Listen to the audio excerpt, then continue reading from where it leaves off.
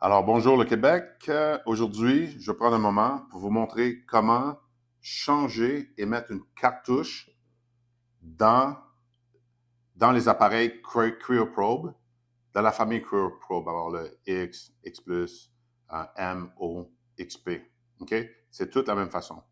Alors, pour commencer, ce qu'on va faire, on va prétendre qu'il y avait une cartouche vide dans l'appareil. OK?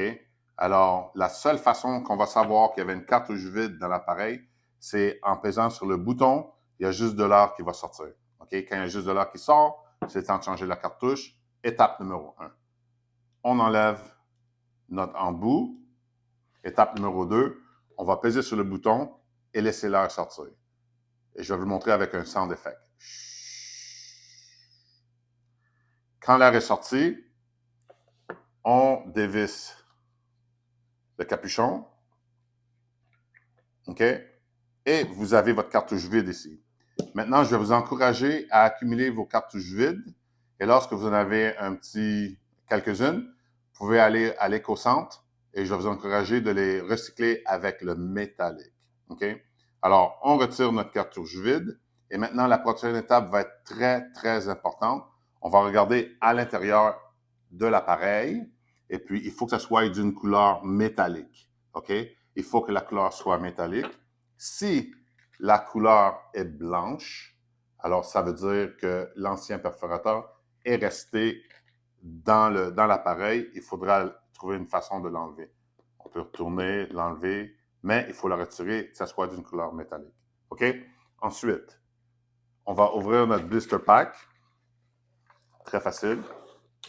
On ouvre le blister pack et on laisse le tout dans le blister pack. Ici, vous allez voir que le perforateur, il y a un petit nez. On utilise toujours nos pinces et on va aller chercher le bout du nez. On n'a pas besoin de chercher le perforateur au complet, juste le bout du nez comme ça et on le dépose à l'intérieur comme ça. OK? Alors, c'est très facile jusqu'à présent. Maintenant, on prend notre cartouche et on la dépose sur le perforateur et on met notre capuchon. Maintenant, on va visser jusqu'à temps qu'on ait un petit peu de pression et on fait attention pour ne pas peser sur le bouton, mais on peut utiliser nos deux mains et on visse. OK? On va visser. En vissant, on va sentir que que la cartouche a été perforée. Quand on le sent, on n'arrête pas. Lorsqu'on arrête, c'est jusqu'à temps qu'on ne peut plus visser. OK? Ensuite, on va remettre notre embout et puis on peut faire un petit test, OK? Trouver quelque chose et voilà. Et voilà, c'est tout. Merci beaucoup et bonne journée.